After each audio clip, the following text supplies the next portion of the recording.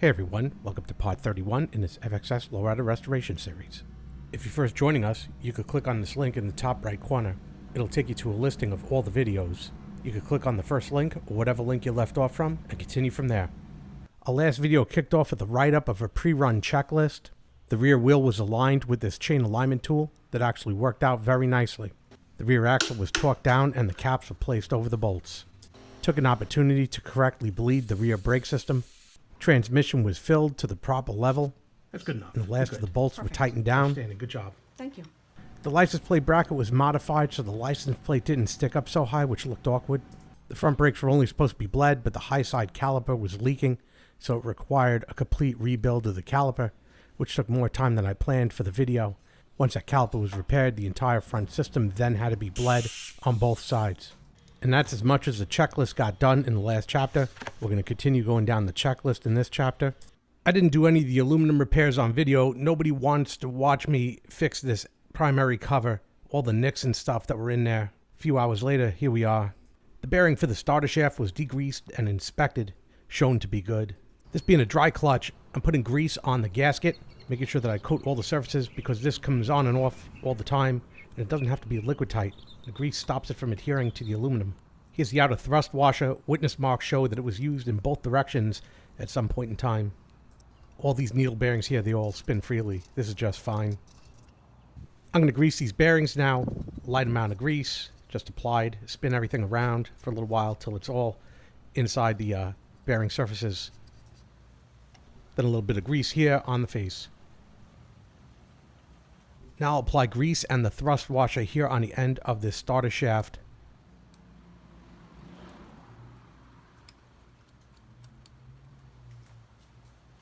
And I'll pull back some of my protective tape so it doesn't get caught in the gasket and the cover as I work on it. Here's all the bolts that I'm going to be using. I got them in degreaser for a while here to soak. And I've cleaned them up and I put a little bit of blue Loctite on the threads. I got to match up the gasket. There are also 2 pins on the inner primary. I have to match up to this cover. So I'm trying to keep everything aligned. I got 1 bolt through to hold everything. You can see it here in the top middle. It's just sort of an exercise in patience, getting that bolt started. I work my way around, line up the gasket, work another bolt through, get it started a couple turns. Onto the next bolt. Bring in the slack a little bit, stabilize it, next bolt, so on and so forth, until we get all those bolts in.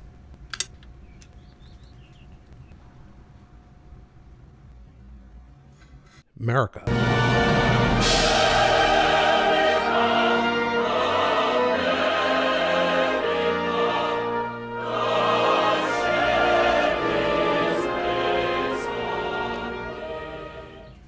Two of these bolts are different sizes. One of them is more appropriate for the hole. We're going to find out which one. I saw no difference. I moved the longer one to the back, probably what I had on hand at the time. So I'm now taking up the slack on all of them, making sure the gasket is straight as I do so. Then I'm flipping the key around to snug them down in a star fashion. Finally, I could remove my protective tape. I think it's appropriate now to do so. Done a good job. And I'm going to just clean up everything, remove all the fingerprints, grease, and whatnot from all of this aluminum so we can have a nice look and see how everything turned out. Dry clutch derby cover will go on now. It has a cork gasket and the 3 bolts.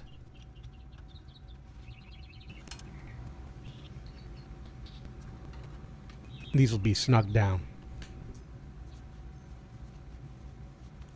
This cover will be left open for timing later. Another one off the list. This is where the rubber pad goes for the bottom of the kickstand. You can see it's filled with RTV. Didn't hold last time. Kickstand dug into here when it fell off. We're going to make a repair. First I'm going to cover it with our masking tape to stop the next tape from sticking to everything. Now we're going to use our industrial strength duct tape to protect everything around the work area. Cover this area too. Now we're going to work right over here with our Dremel. And the Dremel's got a sanding pad. Just show a little section here as I get rid of all of this coating that's formed on the aluminum. Skipping ahead now, the aluminum's all cleaned up. This will allow for good adhesion of the new pad. Clean it up with some cob cleaner just to get any of the residue left behind. And here's that bumper pad. It comes with a 3M adhesive backing. which is why we wanted to clean everything up. And I'm going to place it centered on this area, press it down nice and good. I'll skip ahead because I'm just pressing it down for a while, make sure it adheres. And all this protective tape, just in case I slipped with the Dremel, can now be safely removed. That pad install allows us now to install the kickstand back on the bike. We'll first remove these 4 nuts that holds everything together right now. And I have to make sure that this plate doesn't fall off, so everything's just kind of held into place. I'll place the kickstand on carefully, make sure that nothing falls back into the unit, because nothing holding anything together really. And I'm just going to work with whatever's easiest at the time to get on, since the top left is first. Still holding everything together. The bottom right is second. And there's just a couple of threads in the bottom left. I'm going to hit that one next, just to get it started so it doesn't fall back. Followed by the top right for the 4th, to secure that one into place. I really should have cleaned this before I put it in. I'm going to end up doing that later. But now I'm going to hold the back with a 1/2 inch, start torquing these down with a 1/2 inch socket. One at a time. Some, of course, were looser than others based on how much I was able to hand tighten when I put those nuts on.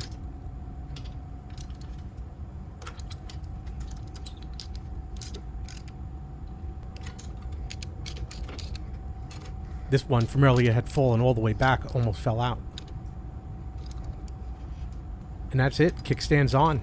Try out the mechanical function, bring it down, lock it in, unlock it, bring it back to position, the other angle, take a look. Bumper works good. Bring it down again, have a look. Looks nice. There you go. Cross off kickstand. Moving on to the exhaust pipes now, taking them out of storage. We'll prep them for installation. Removing the old exhaust gasket. Gonna clean them up a bit, check it out, see how they look cosmetically. A little worse for wear, but I think we could get them good enough. Dremel with a small wire brush cleaned up the gasket surfaces here from the old RTV that I had. And new gaskets were provided in the top end kit. Here's the lower exhaust mount. It's also the pipe mount. It's not an ideal setup. I don't like the Shovelhead mounts, as we'll see. I've always used gray RTV to shore up the inadequacy of this system. It's just always worked for me. And I'm going to put a bead of gray RTV on the pipe here, right inside this seam. The metal flange of the gasket points towards the engine. And I'm going to push the gasket in over the pipe such that it crushes the RTV ever so slightly, smushes out a bit, aligning everything. The second bead of RTV is applied in the same fashion over the gasket, that copper ring. This one I'm going to spread out a bit with my finger. Make sure the gasket's aligned to the hole. I have an oversized bolt from a repair in this head, but that's just fine. Procedure's still the same. I have the washers on the wrong side, as you can see. Right after I took this video, I corrected it. But I'll point out in the back one, you could slide the rear pipe on. You can't do this on the front pipe. The other side is then aligned up to the engine, pushed into the engine, and then we'll take our bolt and run it through a couple of turns. I don't have much room to work, so I'm going to take a socket, turn that, because I'm getting RTV all over my hands. It's getting a bit messy, and this isn't even enough, so now I grab an extension so I can stop getting RTV everywhere. I'm just going to turn this up and draw out the slack. I'm going to snug it down with a ratchet. Just snug it down. Going into aluminum here. We don't want to strip out anything. We'll see the RTV smushing out. It's what we're looking for.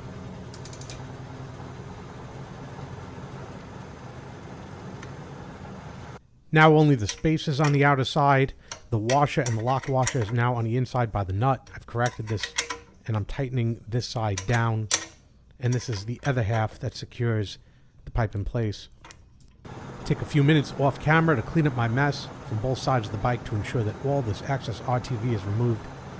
And then I'll give the pipe one last final wipe down after all the fingerprints and dirt from the installation occurred. We'll have a look. I'll point out later that before this is over, I'm going to have to readjust this bracket. This hose is a little close for my liking. But there we are. One pipe down, one to go. Second pipe is done in a similar fashion. It starts with the gasket removal, cleaning of the flange. Again, good results with the wire brush on the Dremel. Removing all of the parts that's on the bike in preparation for the installation of this exhaust pipe. The front pipe requires that this be preloaded into the track, then loosely affixed onto the mount on the bottom.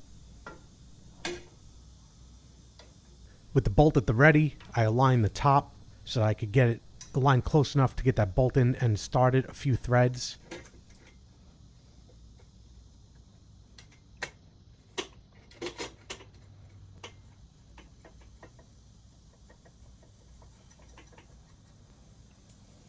Now I dress from both the top and bottom to seat everything into place, and holding it in place, I can now draw out that slack from the top bolt to seat the top fully. Not much room, but I got to slip the washer and lock washer onto the back of that stud, followed by the bolt.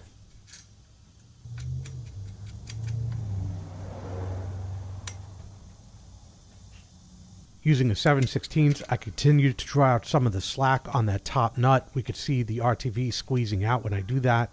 Raising and lowering the bottom out, we could see deflection on the other side. So I lift the bottom all the way up, and holding it, I tighten it down into position.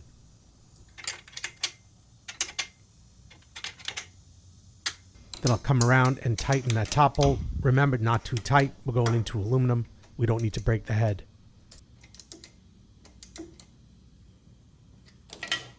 This is again followed by a complete cleanup to ensure that all the extra RTV is removed from the area. I like that the gray RTV is an aluminum color. This job should not look like crap when it's done. I've adjusted this bracket to bring about another 1/4 of an inch separation between this hose and this exhaust pipe. And that concludes the exhaust system portion of this project. Cross that off the list and move on. Do something easy, oil filter and oil. Here's the drop-in filter for this unit. Drop the filter right in. Put on the cap, and immediately I notice there's something wrong with this cap. It used to work, but it's not locking down anymore, so I'm going to have to remove it and see what's the matter. And it looks like that this nut has seized in the cap from sitting out for a couple of years, so I'm going to have to see what I can do about this. So I spray some penetrating oil in here and let it sit for a while, and it did in fact loosen up over time. It wasn't too bad. See, it's starting to function now. Give it a couple of turns, both directions, make sure that it's working properly again. Now we can watch the correct function from the side. We'll put this back in now.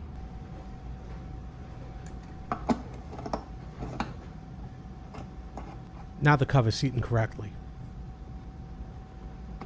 With the cover fixed and the filter in place, we can move on to the oil. We're moving our dipstick / thermometer, drop in a funnel. I'm going to fill up a couple of quarts and see what the level looks like, remembering that the level is going to drop the first time the engine spins, but I know there's going to be too much oil in here if I drop in 4 quarts. I ended up dropping in 3 for now, and immediately will be reevaluated once the system is primed.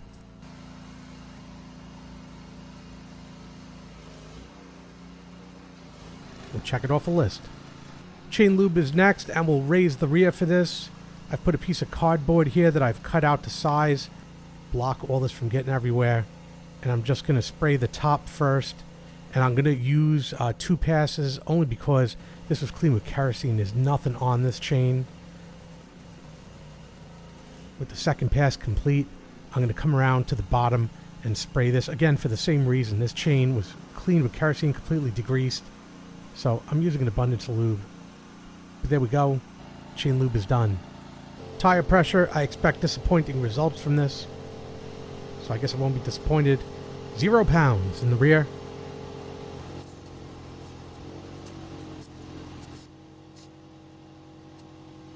Now back up to my usual 36.